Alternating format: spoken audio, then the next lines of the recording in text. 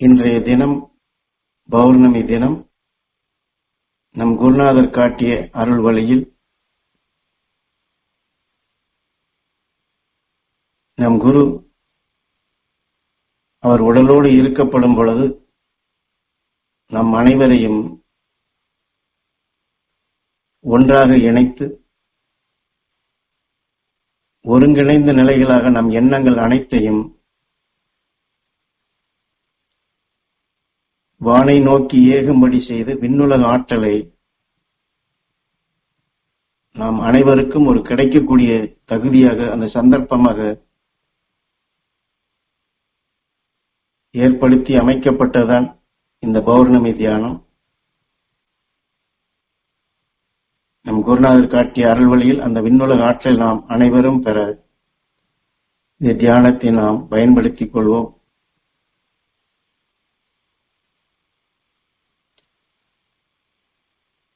நம் குரு நமக்கு பலமுறை எடுத்து சொல்லி இருக்கின்றார். நீங்கள் அனைவருமே இருந்த இடத்திலிருந்து உயர்ந்த சக்திகளை பெற முடியும்.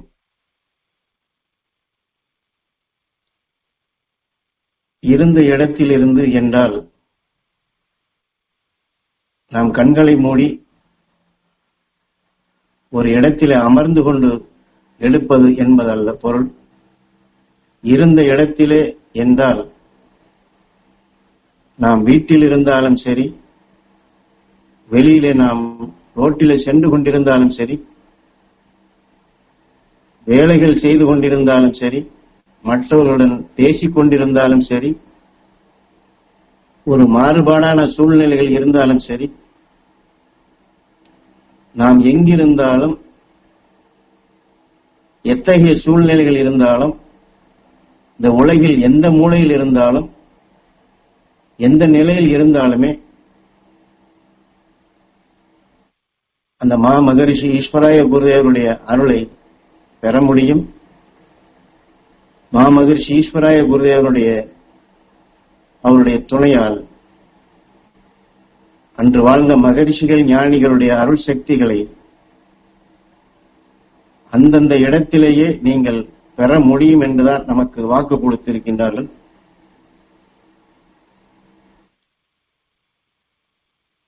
அதே போன்று இன்னொன்றும் நமக்கு தெளிவாக நமது ஞானகுரு நமக்குள் பதிவு செய்திருக்கின்றார்கள். இதற்கு முன் இந்த ஆன்மீக நிலைகள் வழிகாட்டியவர்கள், வழி நடத்தியவர்கள் அனைவருமே ஒரு குரு என்ற நிலையும்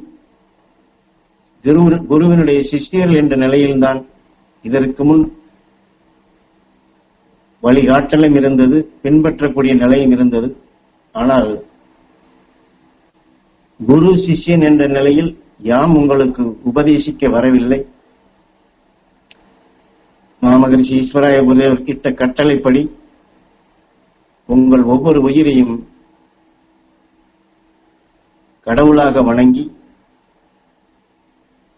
அந்த ஈசனால் உருவாக்கப்பட்ட ஆலயம் என்ற நிலையில் உங்கள் உடல்களை எல்லாம் மதித்து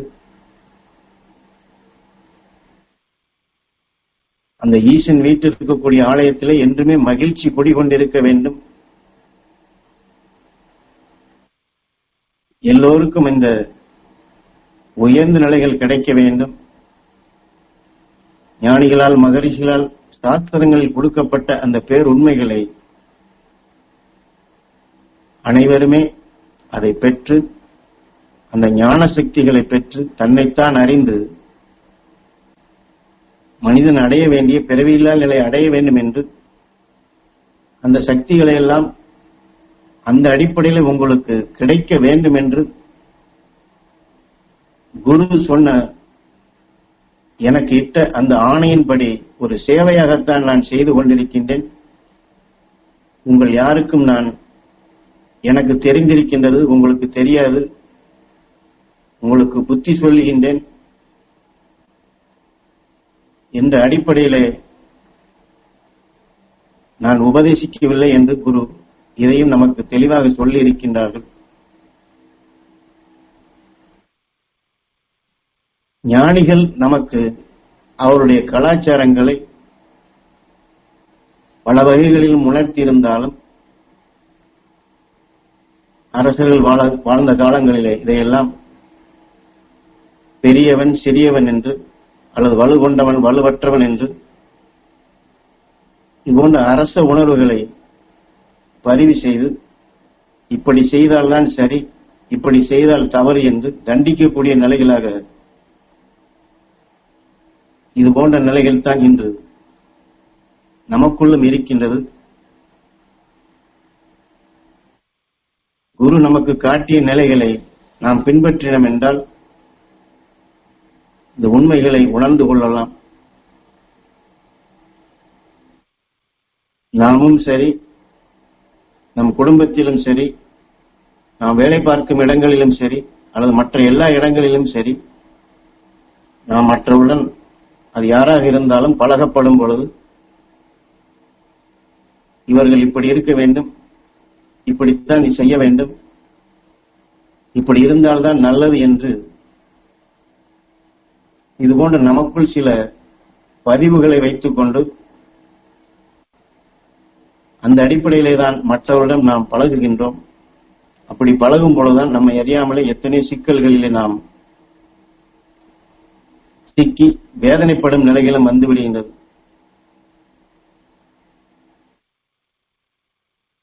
ஞானிகளுடைய கலாச்சாரமே எங்கே இருளான நிலை இருக்கின்றதோ, எங்கே தீமை இருக்கின்றதோ, எங்கே குறைபாடுகள் இருக்கின்றதோ இன்னும் தெளிவாக சொல்ல வேண்டும் என்றால் இந்த இயற்கையினுடைய அமைப்புகளிலே இருண்ட நிலையில் இருந்துதான் சகலமுமே தோன்றியது. ஆதியிலே இருண்டதாக இருந்ததிலிருந்துதான் நாம் இன்று காணக்கூடிய சூரிய குடும்பங்களும் சரி எல்லாமே உருவானது. ஆனால் இதிலே வளர்ச்சி பெற்ற நிலையில் உயிரோடு ஒன்றி உணரை ஒளியாக மாற்றிய கூட்டமைப்பாக வளர்ந்து கொண்ட பின் அவருடைய செயல்கள் அனைத்துமே இதுபோன்ற இருண்ட நிலைகள் அனைத்தையுமே ஒளியாக மாற்றிடும் நிலைகளாகத்தான் அவருடைய செயல்கள் சென்று கொண்டிருக்கின்றது. இருளில் இருந்துதான் ஒளி தோன்றுகின்றது. ஆனால் அந்த இருளை ஒளியாக்கும் அந்த சக்தி பெற்ற ஒவ்வொருவருமே அந்த இருளை எப்படி ஒளியாக மாற்றுவது, அந்த ஒளியான நிலைகளை எப்படி பெருக்குவது என்றுதான் செயல்பட்டுக் கொண்டிருக்கின்றார்கள். நம் துருவ நட்சத்திரமும் அதைத்தான் செயல்பட்டுக் கொண்டிருக்கின்றது. நமது குருநாதர் அடிக்கடி நாம் மாமகர்ஷி ஈஸ்வராய புதியர் என்று சொல்லப்படும் பொழுது அவருடைய கூட்டமைப்பிலே நாம் அவருடைய அணைப்பிலே நாமும் அந்த ஒளியான நிலைகளை உருவாக்கும் ஒரு கூட்டமைப்பாகத்தான் சென்று கொண்டிருக்கின்றோம். அந்த அடிப்படையிலே பார்க்கப்படும் பொழுது ஒழுக்கம் என்று இந்த மனிதர்கள் மத்தியிலே இந்த சொல் இப்படித்தான் செய்ய வேண்டும், இப்படித்தான் இருக்க வேண்டும் என்று சொன்னாலும் மகர்ஷிகள் ஞானிகளுடைய கலாச்சாரம் படி அந்த இருளான நிலைகளை, குற்றமான நிலைகளை, தீமை செய்யக்கூடிய நிலைகளை எதை ஒழுக்கம் என்று நாம் சொல்லுகின்றோமோ அந்த நிலைக்கு கொண்டு வருவதுதான் அவர்கள் காட்டிய நிலையில் ஒழுக்கமாகின்றது. என்றால் நாம் இந்த மனித வாழ்க்கையில் தான் நல்லது கெட்டது என்று பிரித்து பார்க்கின்றோம். இயற்கையிலே நல்லது கெட்டது என்ற அடிப்படையில் எதுவும் இல்லை. விஷத்தினுடைய தாக்குதலால் தான் நெருப்பாகின்றது. விஷத்தினுடைய தாக்குதல் இல்லை என்றால் நெருப்பு இல்லை. நெருப்பு இல்லை என்றால் படைப்பினுடைய பொருளே இல்லை, படைக்கக்கூடிய சக்தியும் இல்லை, படைப்பும் இருக்காது. நம் உயிரும் விஷத்தினுடைய தாக்குதலால் தான் நெருப்பாகி ஈர்க்கும் காந்தமாகி அதில் பல கோடி சரீரங்களாக வளர்ச்சி பெற்று நாம் இந்த மனித நிலைக்கு வந்திருக்கின்றோம். இப்பொழுதும் நம் உயிருடைய இயக்கம் எதிர்மறையான உணவின் தாக்குதலால் தான் அது தொடர்ந்து துடித்துக் கொண்டுள்ளது, இயங்கிக் கொண்டுள்ளது. ஆனால் அதே சமயத்தில் குருநாதர் அடிக்கடி சொல்லக்கூடிய நிலையில் 2000 சூரிய குடும்பங்களும் ஒரு அணைப்பாக தான் சுழன்று கொண்டுள்ளது. இதில் இதுதான் வளர்ச்சி பெற்றது, இதுதான் முதன்மையானது என்ற நிலையில் கிடையாது. தானும் வளர்கின்றது, மற்றதையும் தன் அணைப்பிலே அரவணைத்து தான் வளர்ந்த நிலைகளை அங்கே பாய்ச்சி அதையும் வளர்க்கச் செய்கின்றது.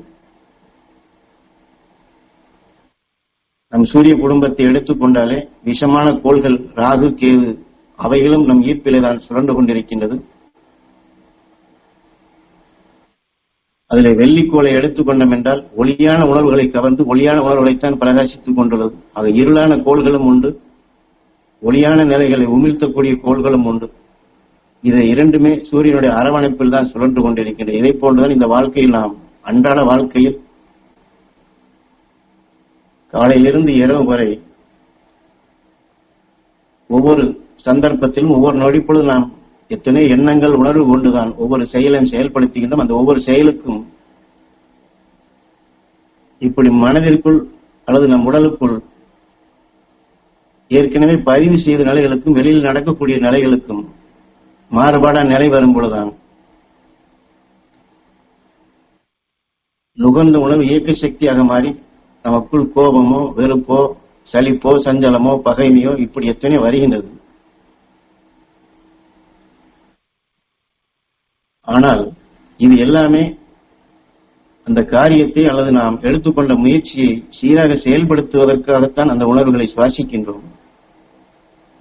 ஆனால் அந்த இடத்தில் நாம் நுகர்ந்த உணர்வுகள் நமக்குள் சென்று என்ன செய்கின்றது, ஏது செய்கின்றது, அதனுடைய பின்விளைவில் என்ன என்பதை பற்றி நாம் அதிகமாக சிந்திப்பதில்லை.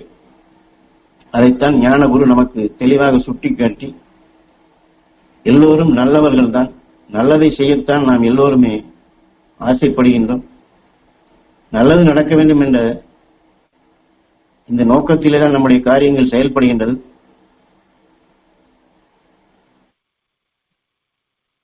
ஆனால் ஒரு பொருளை நாம் கையிலே எடுத்து அந்த வேலை செய்யும் பொழுது அந்த பொருளை நாம் கையிலே எடுத்துக்கொண்ட அந்த உணர்வுகள் கையிலே அழுக்கு ஒட்டி விடுகின்றது. ஆனால் அந்த பொருளை வைத்து வேலை செய்து முடிந்தபின் நம் கையை கழுவி விடுகின்றோம், நம் கையை தூய்மையாக்குகின்றோம். நம் குடும்பத்திலும் சரி, ஒரு குழந்தை உருவானாலும் சரி, அந்த குழந்தைக்கும் நாம் இதைத்தான் கற்றுக் கொடுக்கின்றோம். உடலிலோ, கையிலோ, மற்ற இடங்களிலோ அசுத்தமாகிவிட்டால் அதை உடனே நீரை வைத்து கழுவ வேண்டும், சோப்பை போட்டு, அல்லது அதற்குண்டான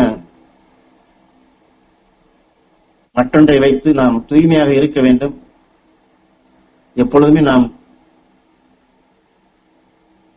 உணவை உட்கொள்கிறோம் என்றால் தூய்மை செய்துவிட்டுத்தான் உணவை உட்கொள்ள வேண்டும். தூய்மையான பாத்திரங்களில் தான் இந்த உணவுப் பொருளை வைக்க வேண்டும் என்றால் இப்படித்தான் நாம் கலாச்சாரத்தை சிறு குழந்தையிலிருந்து கற்றுக் கொடுக்கின்றோம். ஆனால் இது புறநிலைகளுக்கு நாம் சீராக செயல்படுத்துகின்றோம். அந்த ஒழுக்கம் சரியாக இருக்கின்றது என்றால் நமக்கு தெரியும். தூய்மையற்ற நிலையில் நாம் அசுத்தமான பொருளோடு நாம் சமைத்தாலும் சரி அல்லது உணவை உட்கொண்டாலும் சரி, அதை உட்கொள்ளுவோருக்கு தீங்கி விளைவிக்கும் என்று நமக்கு தெரிகின்றது. ஆனால் இந்த வாழ்க்கையில் நாம் ஓர் நொடிப்பொழுதும் எத்தனை எண்ணங்கள், உணர்வுகளை சுவாசிக்கின்றோம். இந்த உணர்வுகள் நாம் சுவாசித்தது உயிரிலை பட்டு இந்த உடலுக்குள் அணுக்களாக மாறி அந்த அணுக்கள் மீண்டும் வளர்ச்சிக்கு வரும் பொழுது அத்தகைய செயலை நம்மை செய்து அது பரிணாம வளர்ச்சி அடையும் பொழுது உடலில் விளைந்த அணுக்கள் அதற்கொப்ப அடுத்த உடலை உருவாக்கும் என்பதை நமக்கு யாரும் சரியாக சொல்லிக் கொடுக்கவில்லை. நம் சிறு வயதிலிருந்து அப்படிப்பட்ட கலாச்சாரம் நமக்கு யாரும் சாஸ்திரங்கள் சொல்லப்பட்டதை சொல்லவில்லை. அதைத்தான் நமது குரு தெளிவாக சுட்டி காட்டுகின்றார். ஏன்னா நமது உயிர் ஒவ்வொரு நொடி பொழுதும் நாம் பார்ப்பது, கேட்பது, நுகர்வது அனைத்தையுமே நமக்குள் சிருஷ்டித்துக் கொண்டுள்ளது, உருவாக்கி கொண்டுள்ளது, அதுவாக நம்மை மாற்றிக் கொண்டுள்ளது. இதை குரு சொல்லப்படும் பொழுது காட்டிற்குள் அழைத்து சென்று குரு அக்காலங்கள் நடந்த சம்பவங்களை மலை பிரதேசங்களும் காடுகளுக்கும் அழைத்து சென்றுதான் இதையெல்லாம் நேரடியாக காட்டினார். அதில் சில உண்மைகளை நாமும் தெரிந்து கொண்டால் நாம் எப்படி மனிதனாக உருப்பெற்றோம், அந்த மனித நிலைக்கு அடுத்து நாம் எங்கே செல்ல வேண்டும், அந்த முயற்சி எடுக்கவில்லை என்றால் எந்த நிலைக்கு போவோம் என்பதை தன்னைத்தான் அறிதல் என்ற இந்த ஞானம், என்ற இந்த ஞானம் தான் இங்கே ஒழுக்கமாக நமக்கு தேவைப்படுகின்றது. எந்த சந்தர்ப்பத்திலும் அந்த ஞானிகள் மகரிஷி உணர்வை நாம் எடுக்க வேண்டும். எப்படி சிறு குழந்தையாக இருப்பதிலிருந்து உடலிலே, கையிலே அழுக்கப்பட்டால் அதை தூய்மைப்படுத்த வேண்டும் என்ற ஒரு கலாச்சாரமாக நாம் சின்ன குழந்தையிலிருந்து சொல்லிக் கொடுக்கின்றோமோ, இதை போன்றுதான் நமது ஞானிகளும் மகரிஷிகளும் நமக்கு இந்த உயிரிலே படக்கூடிய உணர்வுகள் அது உடலிலே எப்படி அது தீங்கு விளைவிக்கக்கூடிய நிலைகளாக உருவாகின்றது. அதை உடனுக்குடன் நாம் அவ்வப்பொழுது தூய்மைப்படுத்த வேண்டும். ஏனால் அப்படி ஒவ்வொரு சரீரத்திலும் தன்னை காத்துக் கொள்ள வேண்டும், தீமையிலிருந்து விடுபட வேண்டும், எதிரிலிருந்து விடுபட வேண்டும் என்று இப்படி எடுத்துக்கொண்ட எண்ணங்கள், உணர்வுகள் வளர்ச்சி பெற்றுதான் பரிணாம வளர்ச்சியை அடைந்து மனிதனாக வந்திருக்கின்றோம். இத்தனை மகாபாரதத்தில் வியூக தத்துவம் என்று சொல்வார்கள். இந்த வியூக தத்துவங்களை நமது குரு, அதாவது உயிரினங்களுடைய ஒன்றுக்கொன்று உணவாக எடுக்கக்கூடிய நிலையில் எப்படி வருகிறது என்பதை பல இடங்களிலே பல விரிவாக சொல்லி இருக்கின்றார். இருந்தாலும் இப்பொழுது சிறிதளவு அதை நாம் தெரிந்து கொள்வோம். எப்படியெல்லாம் இந்த விஞ்ஞானிகள் எலக்ட்ரானிக் என்று அதிசயிக்கத்தக்க நிகழ்ச்சிகளை காட்டும் பொழுது நாம் ஆச்சரியப்படுகின்றோம். ஆனால் இயற்கையிலே ஒவ்வொரு உயிரும் அது உடல் பெற்ற நிலையில் எப்படி அடுத்த உடல் பெறுகிறது என்பதும் இது ஆண்டவனுடைய படைப்பு, இயற்கையினுடைய விசித்திரம் என்று சாதாரணமாக எண்ணுகின்றோம். ஆனால் இப்படித்தான் நாம் வந்திருக்கின்றோம். குருநாதர் சொன்னதை சுருக்கமாக இங்கே தெரியப்படுத்தி, ஆரம்பணையை விண்ணிலிருந்து உருவான ஒரு உயிரணு சந்தர்ப்பத்தால் பூமியினுடைய ஈர்ப்பிற்குள் சிக்கப்பட்டு ஒரு செடியிலே விழுந்தால் அந்த உயிர் அணுவிற்குள் துடிக்கக்கூடிய அந்த உயிரின் வெப்பத்தால் ஈர்க்கும் காந்தமாகி அந்த செடியினுடைய மனத்தை இந்த உயிரில் இருக்கக்கூடிய வெப்பம் அது கொதிப்படைய செய்து அது ஆவியாக வருவது தனக்குள் உறைந்து திடமாகும் பொழுதுதான் அந்த செடியினுடைய சத்து அந்த உயிரணுவுக்கு ஒரு உடலாக மாறி ஒரு புழுவாக உருவாகின்றது. அந்த சரீரமாக அந்த புழு அந்த செடியில் இருக்கக்கூடிய மனம் கொண்டு அது உருவானதால் அதையே அது உணவாக உட்கொள்கின்றது.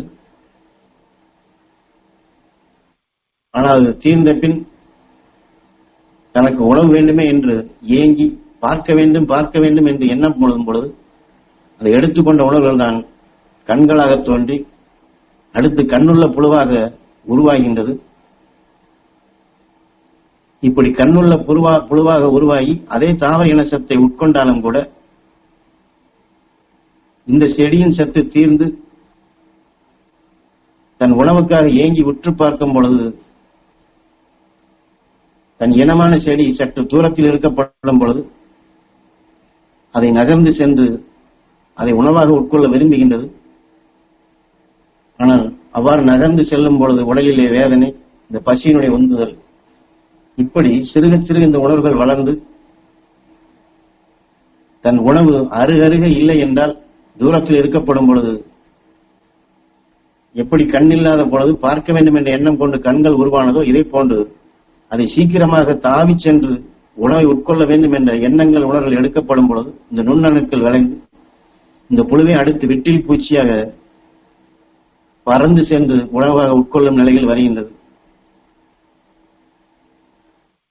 இதே போன்றுதான் முதலிலே சொன்ன உருவான புழு இந்த புழுக்களை குருவியோ மற்ற பட்சிகளோ உணவாக உட்கொள்கின்றது. அதே சமயத்தில் மண்ணில உருவான புழுக்களையும் இந்த குருவி உட்கொள்கின்றது அல்லது அந்த பட்சி உட்கொள்கின்றது. இப்படி அது அதிகமான இது போன்ற மண் புழுக்களையோ இது போன்ற புழுக்களையோ அது அதிகமாக உட்கொண்டால் இந்த சத்து அந்த உடலில் அந்த பட்சியினுடைய உடலில் செல்லுகளாக விளைந்து அடுத்து அது தரையிலே ஊர்ந்து செல்லும் பாம்பாக பறக்கின்றது. இப்படித்தான் பரிணாம வளர்ச்சியில் மாற்றம் அடைகின்றது. அதே போல தவளைகளை பார்க்கின்றோம். தவளைகள் பல வண்டுகளை விழுங்குகின்றது. இந்த வண்டுகள் அனைத்துமே அது அனைத்துக்குமே சிறகு உண்டு, பறந்து செல்லக்கூடிய சக்தி பெற்றது. தவளையோ அது பறக்கக்கூடிய நிலை இல்லை, இருந்தாலும் பல வண்டுகளை அது விழுங்குகின்றது. ஆனால் அதிலே ஒரு சந்தர்ப்பம் ஒரு வண்டினை அது விழுங்கப்படும் பொழுது அந்த முயற்சிக்கும் பொழுது அது அந்த வண்டு தப்பித்து விட்டால் அந்த வண்டோ சிறிது நேரம் அந்த தவளையின் வாயிலை சிக்கப்பட்டு அது வேதனைக்குள்ளாகின்றது. வேதனை என்பது விஷம். இந்த விஷமான உணர்வுகளை அது சுவாசித்து சுவாசித்து அது அதற்கு பின் வாழ்ந்தாலும் கூட அந்த வேதனையை எண்ணி அது உடலை விட்டு செல்லும் பொழுது அந்த வண்டு அடுத்து ஒரு தேளாக பிறக்கின்றது. விஷம் கொண்ட தேளாக உருப்பெறுகின்றது. அதே சமயத்தில் எத்தனையோ வண்டுகளை உட்கொண்ட தவளைகளை பாம்பு விழுங்குகின்றது. இந்த தவளையினுடைய உயிர் பாம்பினுடைய உடலிலே சிக்கப்படும் பொழுது அதிலிருந்து தற்காத்துக் கொள்ள வேண்டும் என்று பாம்பினுடைய உணர்வுகளை வீரியமாக சுவாசிக்கப்படும் போது இந்த தவளையினுடைய உயிரான்மா அதனுடைய உயிரிலே இந்த பாம்பை உருவாக்கிய அந்த வீரியமான அந்த உணவின் சத்து அது உறையப்படும் பொழுது பாம்பு உருவாகும் கருவுக்குள் சென்று தவளை பாம்பாக பிறக்கின்றது. ஆனால் இதுபோன்ற எத்தனையோ தவளைகளை உணவாக உட்கொள்ளக்கூடிய அந்த பாம்பு இந்த தவளையினுடைய தசைகள் அனைத்துமே பாம்பிற்கு இரையாக மாறி அந்த உடலினுடைய செல்லுகளில் இந்த சத்து இணைந்து இந்த தவளை எந்த வண்டுகளை இது உட்கொண்டதோ அந்த உடலிலே விளைந்த நுண்ணணுக்கள் பாம்பினுடைய உடலிலே அதுவும் சேர்ந்து விளையப்பட்டு இந்த பாம்பு அடுத்து கருடனாக பிறக்கின்றது. ஆனால் கருடனாக பிறந்தாலும் கூட இது எத்தனை தவளை இனங்களை அது உட்கொண்டதோ அதிலே விளைந்த உணர்வும் அது இதனுடைய உடலிலே தன்னை தற்காத்துக் கொள்ள வேண்டும் என்று பயத்தால் எடுத்துக்கொண்ட உணர்வுகளும் இந்த உணர்வுகள் அனைத்துமே கருடனுடைய உடலிலே அது உயிரான்மாவிலே அது விளைந்து கருடனாக மாறும் பொழுது இந்த கருடனுடைய நிழல் பட்டாலே இந்த பாம்பு அஞ்சி ஓடுகின்றது. பாம்புதான் கருடனாக பிறக்கின்றது. காரணம் இந்த தவளையினுடைய உடலிலே விளைந்த அந்த நுண் அணுக்கள் தான் இந்த பாம்பையே அது மிரண்டு ஓட செய்யக்கூடிய சக்தியாக அந்த கருடனுக்கு அந்த சக்தி கிடைக்கின்றது. இதே போன்று உதாரணமாக மான் புலியை எடுத்துக்கொண்டாலும் இப்படித்தான். மான் புலியினுடைய உணவுகளை நுகர்ந்து புலிக்கு அது இரையானாலும் மான் புலியாக பிறக்கின்றது. ஆனால் எத்தனையோ மான்களை உணவாக உட்கொண்ட புலியோ அந்த கொடூர உணர்வுகள் எல்லாம் அது குறையப்பட்டு, ஏன்னா புலியினுடைய உடலிலே இந்த மான் சாந்தமாக தாவர இனங்களை புசித்த உணவின் அந்த மனங்கள் இந்த உடலில் அது நுண் அணுக்களாக விளையப்படும் பொழுது இதனுடைய கொடூரத்தன்மைகள் அனைத்துமே இழந்து அடுத்து ஒரு காண்டாமிருகமாக தாவர இனங்களை புசிக்கக்கூடிய உயிரினமாக மாறுகின்றது. என்றால் இதையெல்லாம் உயிருக்குள் நடக்கக்கூடிய சம்பவங்கள் உயிரான்மாவிலே விளையக்கூடிய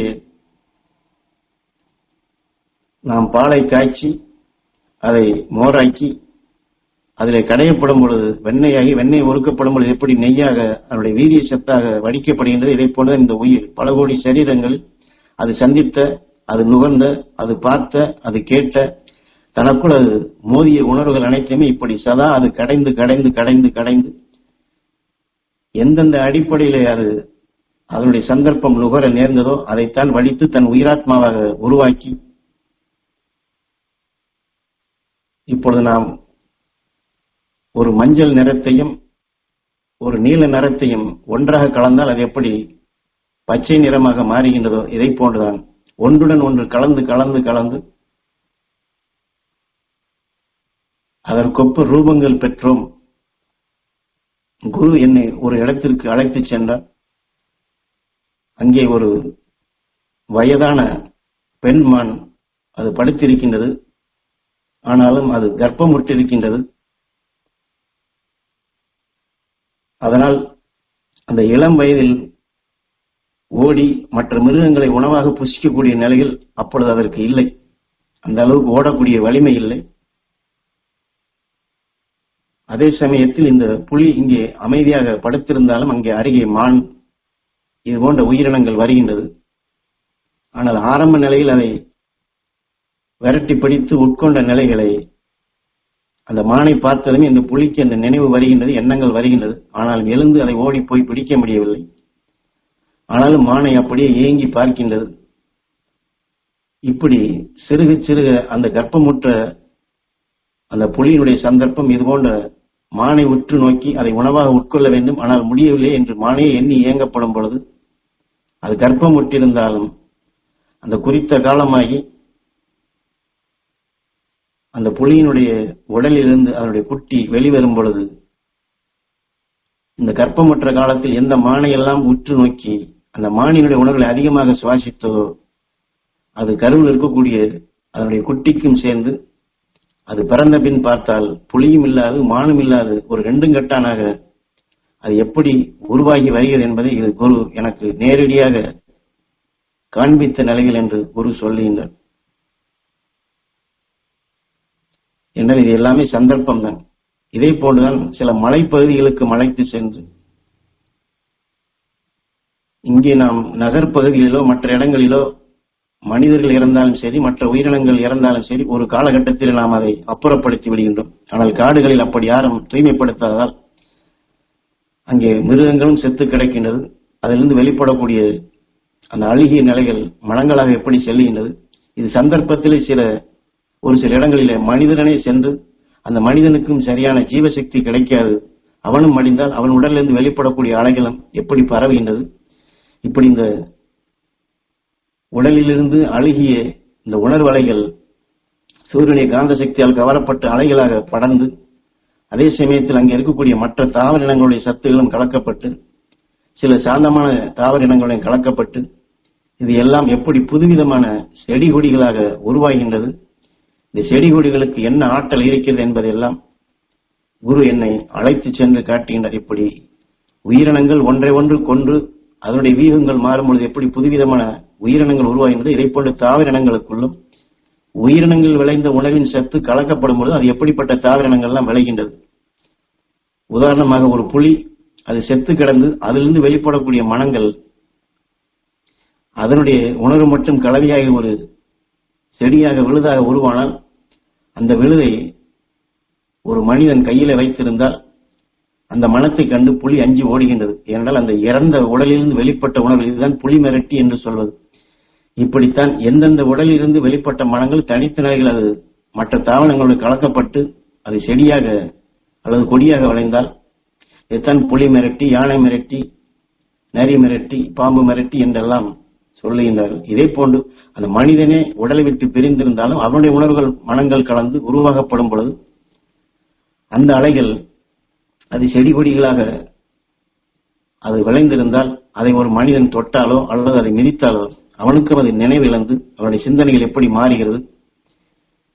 ஏன்னா இது எல்லாம் இயற்கையுடைய நீதிகள் என்று குரு எம்மை அழைத்து சென்று நமக்கு காட்டிய பேருண்மைகளைத்தான் உங்களுக்கு சுருங்க சொல்லி இதெல்லாம் தாண்டிதான் இன்று மனிதனாக வந்திருக்கின்றோம். இந்த மனிதனாக வந்த நிலையில் நம்முடைய சந்தர்ப்பம் எதுவாக இருக்க வேண்டும், நாம் எதை நமக்குள் உருவாக்க வேண்டும், நமது உயிர் எதை உருவாக்குகின்றது, எந்த நிலையை நம்மை அடைய செய்யும் என்பதை நம்மை நாம் அறிந்து கொள்வதற்குத்தான் குருநாதர் இதையெல்லாம் எனக்கு காட்டினார் என்று ரத்தன சுருக்கமாக சொன்னதை நாமும் தெரிந்து கொள்ள வெளிப்படுத்தினாகவே இந்த வாழ்க்கையில் முதலில் சொன்னது போன்று ஒழுக்கம் என்று நாம் எதையோ ஒன்றை மனதிலே பதிய வைத்துக் கொண்டு இந்த அடிப்படையில தான் இருக்க வேண்டும் என்று மற்றவர்களை நாம் போகும் பாதைக்கு ஒத்ததாக வர வேண்டும் என்று அதையே திரும்ப திரும்ப எண்ணி அதையே பதிவு செய்து பள்ளிக்கூடத்தில் நாம் பாடம் சொல்லிக் கொடுக்கிறார் என்றல்லவா, இப்படித்தான் இருக்க வேண்டும், இப்படித்தான் செய்ய வேண்டும் என்று புஸ்தகத்தில் எழுதி வைத்தது எண்ணி அதன்படி நடக்க வேண்டும் என்றால் இந்த விஞ்ஞான உலகிலே அப்படிப்பட்ட நிலையில் இப்பொழுது இல்லை.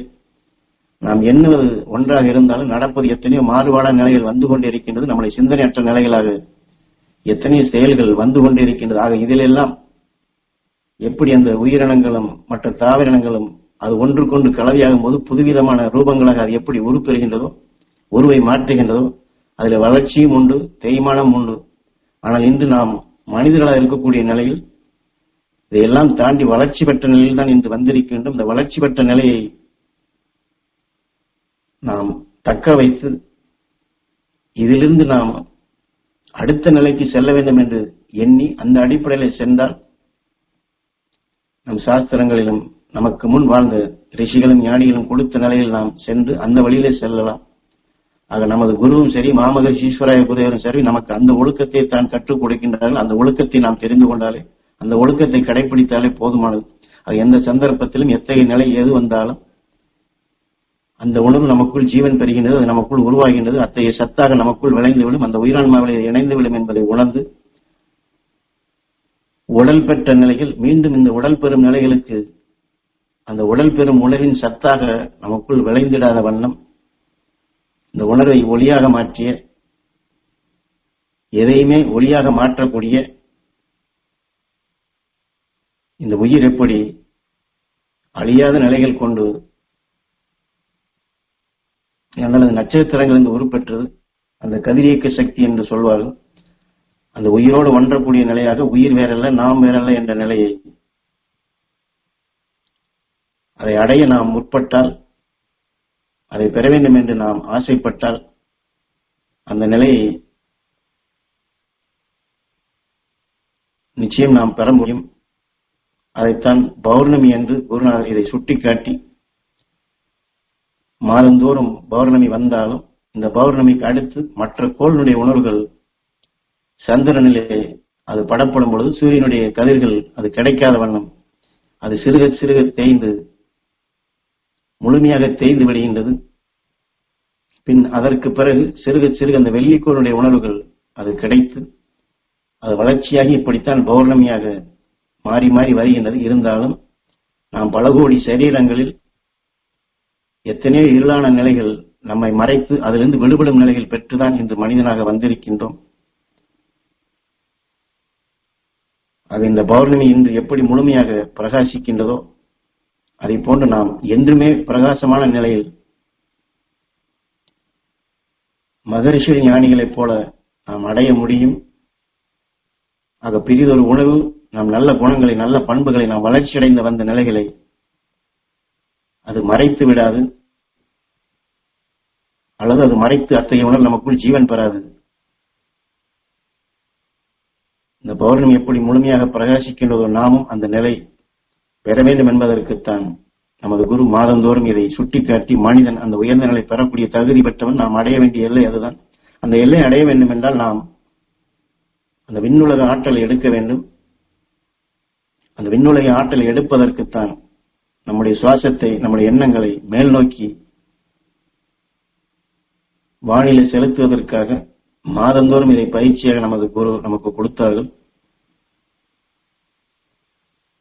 நம் கையிலே பட்ட உடலிலே பட்ட நம் உடலிலே பட்ட அழுக்கினை நாம் எப்படி மனமோந்து அது எதுவாக இருந்தாலும் தூய்மைப்படுத்துகின்றமோ அதை போன்ற இந்த வாழ்க்கையிலும் இந்த உடலுக்கு பின் நாம் பிறவியில்லா நிலை அடைவதுதான் நம்முடைய நோக்கமாக நாம் வைத்துக் கொண்டு ஒவ்வொரு காரியத்தையும் நாம் மற்றவர்களை அணுகும் பொழுதும் அந்த அடிப்படையில் சென்றோம் என்றால் அந்த தூய்மைப்படுத்தக்கூடிய எண்ணங்கள் நமக்குள் திரும்ப திரும்ப நினைவுக்கு வரும். நான் நினைத்த மாதிரி இது நடக்கவில்லை, அது நடக்கவில்லை, இவர் இப்படி பேசுகின்றார், அங்கே இப்படி இருக்கின்றது, உலகம் இப்படி இருக்கிறது என்றெல்லாம் புறநிலைகளுக்கு நம் நினைவுகள் செல்லாது. நம்முடைய ஈர்ப்பு நாம் பரிணாம வளர்ச்சியில் எப்படி வந்தோம் என்பதை தெரிந்து கொண்டோம், இந்த உடலை எப்படி பெற்றோம் என்பதை தெரிந்து கொண்டோம், இந்த உடலுக்கு பின் ரிஷிகள் ஞானிகள் எந்த நிலை பெற்றால் என்பதை தெரிந்து கொண்டோம். ஆகவே நாம் இதுவரை ஒவ்வொன்றிலிருந்து விடுபட்டு முன்னேற்ற பாதையில் வந்த நிலையில் இனியும் அந்த முன்னோக்கியே போகக்கூடிய நிலையாக அந்த முழுமையான நிலைகளை நாம் நிச்சயம் பெற முடியும். அதற்குத்தான் அந்த விண்ணுலக ஆற்றலை பெறுவதற்குண்டான வழிமுறையை குருநாதர் சுட்டிக்காட்டி இந்த நன்னாளிலே நம்முடன் வாழ்ந்து வளர்ந்து உடலை விட்டு பிரிந்து சென்ற முன்னோர்கள் மூதாதையருடைய அவர்களால் தான் நாம் இந்த மனித உடலை பெற்று இந்த சந்தர்ப்பத்தையும் பெற்றிருக்கின்றோம். நம்மை உருவாக்கிய அந்த சக்திகளை அந்த சப்தரிஷி மண்டலத்தோடு நாம் இணைய செய்தோம் என்றால் அந்த விண்ணுலக ஆற்றலை எளிதில் பெற முடியும். ஏனால் ஒரு நேரத்திலே மட்டும் பெறுவதல்ல, எல்லா நேரமும் பெற வேண்டும். குரு இதை நமக்கு வாக்காக கொடுக்கப்படும் பொழுது ஒரு நாளைக்கு 1000 முறையாவது நீங்கள் உங்கள் குலங்களின் தெய்வங்களான முன்னோர்கள் மூதாதையர்கள் அழியா ஒளி சீரிடம் பெற வேண்டும் என்று அவர்களை உந்தி தள்ளி சப்தரிஷி மண்டலத்தோடு இணைய வேண்டும் என்று 1000 முறை செய்யுங்கள் என்றும் வாக்கு கொடுத்திருக்கின்றார்கள்.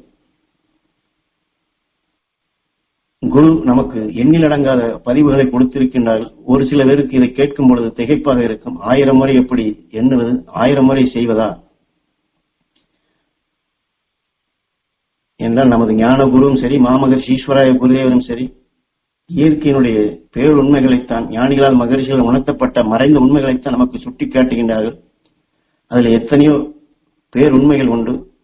ஆக ஒன்றை மட்டும் நாம் பதிவு செய்தால் மற்றொன்றை நாம் பதிவு செய்யவில்லை என்றால் இந்த உண்மைகளை நாம் தெளிவாக தெரிந்து கொள்ள முடியாது. குறிப்பாக செல்ல வேண்டும் என்றால் இந்த விண் செல்ல வேண்டும் என்ற நிலைகளையே குருநாதர் 4 விதமாக வெளிப்படுத்தியுள்ளார்கள். ஒரு தனித்த மனிதன் விண் செல்ல முடியாது, ஒருவர் துணை கொண்டுதான் விண் செல்ல முடியும். இது இரண்டுமே நாம் சாதாரணமாக கேட்கும் பொழுது ஏற்றுக்கொள்வோம். தனித்த மனிதன் விண் செல்ல முடியாது என்பதையும் ஏற்றுக்கொள்வோம். ஒருவர் உந்தி தள்ளினால்தான் விண் செல்ல முடியும் ஏற்றுக்கொள்வோம். ஆனால் இதற்கு அடுத்து தனித்த நிலையிலும் விண் செல்ல முடியும். இந்த விண் செல்லக்கூடிய எண்ணங்கள், அதாவது நாம் சொல்லுகின்ற துருவ நட்சத்திரம், சப்தரிஷி மண்டலம், இது போன்ற எண்ணங்கள் உணர்வு இல்லாதபடி இந்த புவி ஈர்ப்பிலேயே சுழன்று கொண்டிருக்கக்கூடிய யாராக இருந்தாலும் இந்த விண் செலுத்தக்கூடிய உணர்வுகளை ஒருவர் முறையாக செய்யக்கூடிய அந்த தகுதி, அந்த வளர்ப்பை அவர் வளர்த்து கொண்டால் அத்தகைய ஆன்மாக்களையும் அவரால் விண் செலுத்த முடியும் என்று இப்படி விண் செல்வதற்கே 4 பதிலை சொல்லுகின்றார்கள்.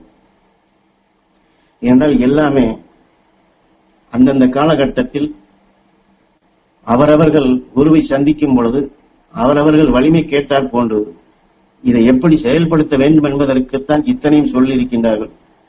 அது குருநாதர் சொன்னதை ஒன்றை மட்டும் நாம் எடுத்துக்கொண்டு மற்ற உபதேச கருத்துக்களை சொன்னதை நாம் கேட்கக்கூடிய நிலையிலோ அல்லது படிக்கக்கூடிய நிலையோ இல்லை என்று அந்த ஒன்றை மட்டும்தான் நாம் பதிவு செய்து வைத்திருப்போம். எதற்காக சொல்லுகிறோம் என்றால் நம் குரு உபதேசிக்கக்கூடிய நிலைகளை முழுமையாக நாம் கேட்க வேண்டும். முழுமையாக கேட்கும் என்றால் அந்த உணர்வு நமக்குள் ஆழமாக பதிவாகி, என்றால் இந்த பூமியிலே நாம் ஒருவருக்காக மட்டும் குரு உபதேசிக்கவில்லை, இந்த பூமியில் இருக்கக்கூடிய சகல பேருக்கும் ஒவ்வொரு உயிராத்மாவுக்கும் தான் இந்த வழியை காட்டுகின்றார்கள். ஆக ஒருவர் ஒரு உணர்வில் இருப்பார், மற்றொருவர் இன்னொரு உணர்வில் இருப்பார். 2 பேருமே மாறுபட்ட நிலையில் இருப்பார்கள். ஆக 2 பேரும் மாறுபட்ட நிலையில் இருந்தாலும் அவர்கள் எப்படி அருள் வழியிலே அழைத்து செல்வதுதான் முதலில் சொன்ன அந்த ஒழுக்கம் என்று சொல்வது. இங்கே இவர் தவறு செய்கின்றார், இங்கே இவர் சரியான வழியில செல்லவில்லை, இவர் தவறாக செய்கின்றார், தப்பான வழியிலே போறார் என்று நாம் சொல்லலாம். அது உண்மையாகவும் இருக்கலாம். ஆனால் அந்த உணர்வை நமக்குள் பதிவு செய்து அவர் தவறு செய்கின்றார், தவறான நிலையிலே செயல்படுகின்றார், குற்றமில்லைக்கின்றார் என்று இதையே திரும்ப திரும்ப எண்ணி இதை நமக்குள் வளர்த்துக் கொண்டால் நம்மை அந்த நிலைக்கு நம்ம உயிர் அழைத்து சென்றுவிடும். அந்த உணர்வு நமக்குள் விளைந்துவிடும். அது அவருக்கு வழி தெரியவில்லை, அவர் அறியாத நிலைகள் செய்கிறார் என்றாலும் செல்கிறார் என்றாலும் நாம் அதை சுட்டிக்காட்ட வேண்டிய கடமை நமக்கு இருக்கின்றது. உதாரணமாக நாம் வாழக்கூடிய இந்த ஊரிலே ஒரு ஆறு இருக்கின்றது. அந்த ஆற்றிலே வெளியூரிலிருந்து ஒருவர் குளிக்க வருகிறார் என்றாலும் இந்த இடத்தில் ஆழம் இருக்கு, இந்த இடத்தில் ஆழம் இருக்காது, இந்த இடத்துல சேறு இருக்கு, இந்த இடத்துல சேறு இல்லை என்று அவரிடம் சொல்ல வேண்டியது நம்முடைய கடமைகள். ஏனால் அப்படி சொல்லும் பொழுதுதான் அவரையும் காக்கக்கூடிய நிலைகள் நமக்கு வருகின்றது. ஏனால் இயற்கையுடைய நியதி அப்படிதான். ஒன்றை ஒத்து முதலில் சொல்ல 2000 சூரிய குடும்பங்களும் ஒன்றின் தொடர் கொண்டு ஒன்றின் துணை கொண்டுதான் ஒன்று வளர்கின்ற. சூரியனாக இருந்தாலும் மற்ற கோள்கள் நட்சத்திரங்களுடைய துணை இல்லை என்றால் அதுவும் சீராக இயங்க முடியாது. அது சூரியன் வளர்ச்சி பெற்றதாக இருக்கலாம், கோள் வளர்ச்சி அற்றதாக இருக்கலாம்.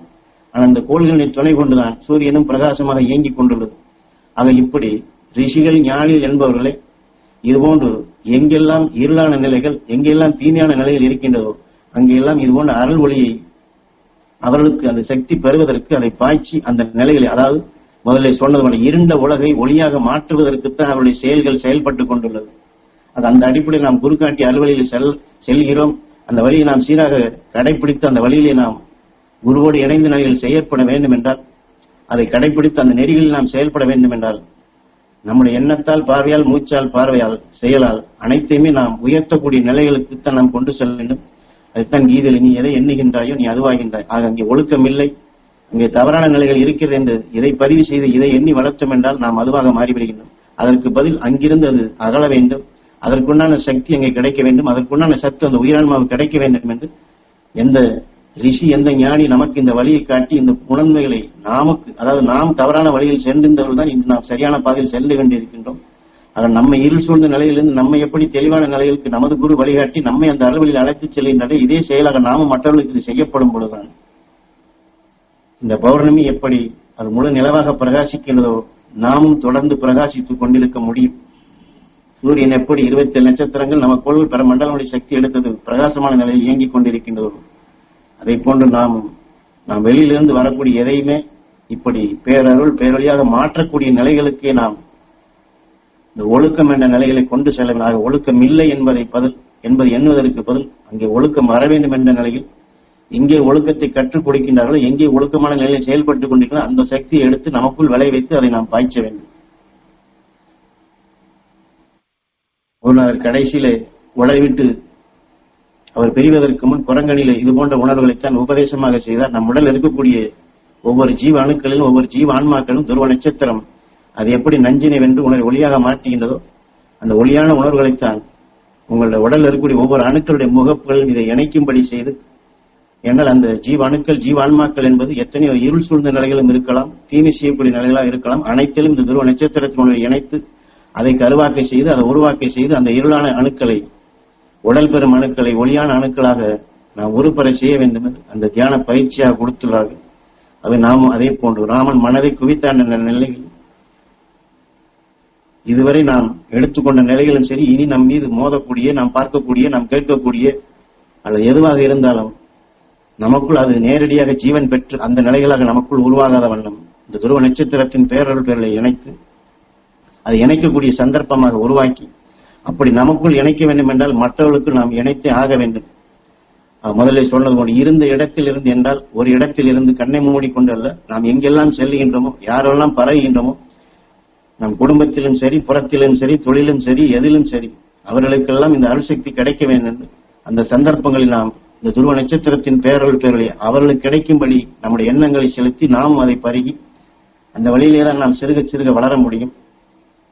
அந்த சந்தர்ப்பத்தை நாம் இந்த பிறவியிலா நிலை அடையக்கூடிய அந்த தகுதியை பெறக்கூடிய சந்தர்ப்பமாக நாம் உருவாக்க முடியும். அது இந்த வாழ்க்கையை அந்த வழியிலே நாம் தியானமாகவும் ஆக்க முடியும். ஆகவே இந்த பௌர்ணமி நன்னாள் இது போன்ற முழுமையாக நாம் அனைவருமே நம்முடைய உயிரான்மா பேரருள் பேரொழியாக பிரகாசிக்க வேண்டும் என்று, எல்லோருக்கும் அந்த ஆற்றல் கிடைக்க வேண்டும் என்று நாம் இப்பொழுது நம் உடல் உறுப்புகளை உருவாக்கிய அணுக்களுக்கு அந்த சக்தி பெற ஏங்கி தியானிப்போம்.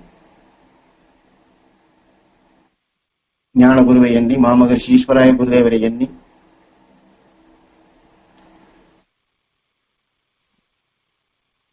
நம் நினைவுகள் அனைத்தையும் எல்லா மகரிஷிகளின் பாடம் செலுத்தி, நாம் தெரிந்தோ தெரியாமலோ சிறு வயதிலிருந்து இந்த பௌர்ணமி நன்னாளை அந்த சந்திரனை சுட்டிக்காட்டி மகிழ்ந்திடும் உணர்வாக, மகிழ்ச்சியூட்டும் உணர்வாக நமக்கு சுட்டிக்காட்டிய நிலைகள் அந்த சப்த ரிஷி மண்டலத்தில் இருக்கக்கூடிய ரிஷிகளுடைய உணர்வு இந்த சந்திர மண்டலத்தின் வழியாக பௌர்ணமி அன்று உயிர் காக்கும் சக்திகளாக அன்று நமக்கெல்லாம்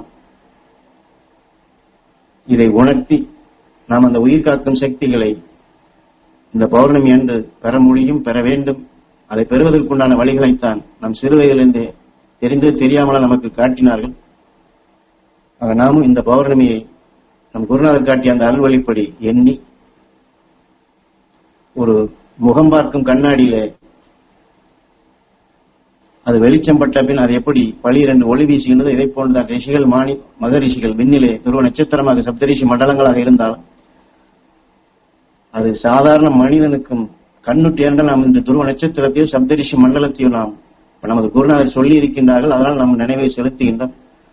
ஆனால் இதற்கு முன் வாழ்ந்த படிப்பறிவில்லாத சாதாரண பாமர மகனுக்கும் அவர்கள் பெற்ற உயர்ந்த சக்தியை பெறச் செய்யக்கூடிய வாய்ப்பாகத்தான் இந்த பௌர்ணமி முழு நிலவை, ஏன்னா நம் பூமியிலிருந்து எளிதாக அதை பார்க்க முடியும். அதை பார்க்கும் பொழுது நமக்கு ஒரு ஆனந்தமான நிலை வரும். அது ஆனந்தமான நிலையிலேயே அந்த உயர்ந்த உணர்வுகளை பெறுவதற்குத்தான் இந்த பௌர்ணமியை பூஜை என்று அன்றெல்லாம் வணங்கி வந்தார்கள். ஆகவே நாமும் எந்த ரிஷி எந்த ஞானி இந்த தத்துவத்தை எல்லோருக்கும் கிடைக்க வேண்டும் என்று இந்த பௌர்ணமியிலிருந்து நமக்கு எல்லாம் அந்த உயிர் காக்கும் சக்திகளாக பாய்ச்சிக் கொண்டிருக்கின்றால் அவளை நாம் மனப்பூர்வமாக எண்ணி ஞான குருவின் அருளால் அந்த மகரிஷியுடைய அருள்சக்தி எல்லோருக்கும் கிடைக்க வேண்டும் என்று ஏங்கியே நாம் இந்த தியான பயிற்சியை மேற்கொள்ளும்.